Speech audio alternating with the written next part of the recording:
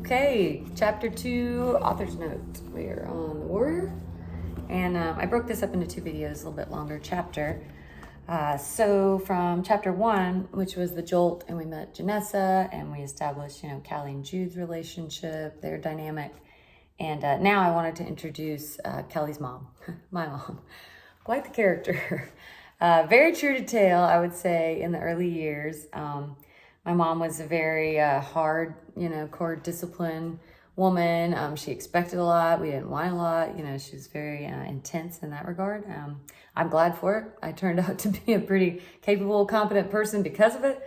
Not to say it wasn't always rainbows and sunshine, but I believe in this style of parenting, and so I'm fully comfortable with it. But I want it to come off as intense and as harsh as it was. So hopefully I captured that. That's the whole point of chapter 2, mainly, is to introduce Callie's mom. But let's start with the first half. So at the end of chapter 1, that was the first time we snapped back to the present for the last sentence, just like in this sharp moment, hence the word jolt. And we went, now you're in chapter 2, and so now I'm in the present. Callie's in the hospital, where kind of this whole story starts. You realize she's been here a couple days. She doesn't really know exactly what all happened to her, but there was a crash.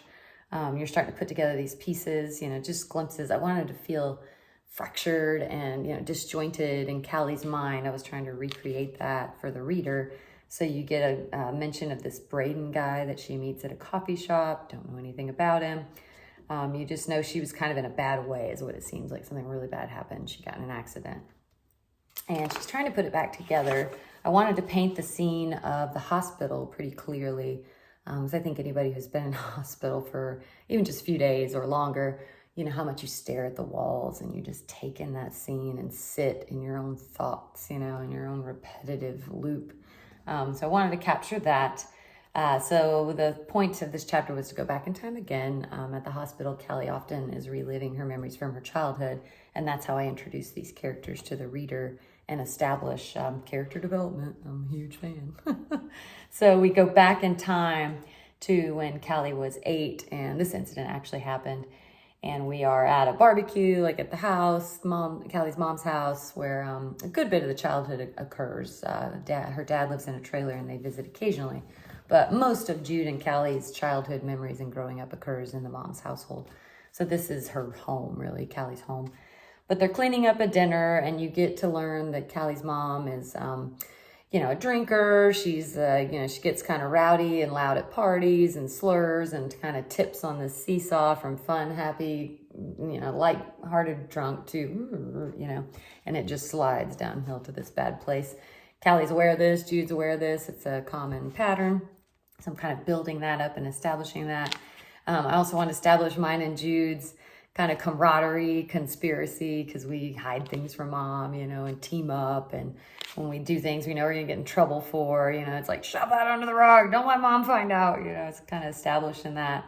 And that's sort of what we're building up to in this scene. So where I did the break, I've just broken a plate and it's fallen down to the floor and shattered. And, parenting is very different. This was a complete accident. Obviously, I didn't mean to, it just fell. But in my household, anytime you did anything that was kind of wrong, you just freaked out, oh my God, I'm in so much trouble. I'm going to get grounded. And you probably usually did. Even if it was an accident, you just learn to be more careful. Don't move so quick, be aware of what you're doing, be aware of other people, be aware of your chores. And at least that was my upbringing, and I appreciate that and wanted to capture it. But so I'm nervous, Callie. I'm freaking out because I broke the plate and mom's coming and mom's drunk. So, oh boy. That's where that author's note stops. So we'll stop there. Mom's coming around the corner.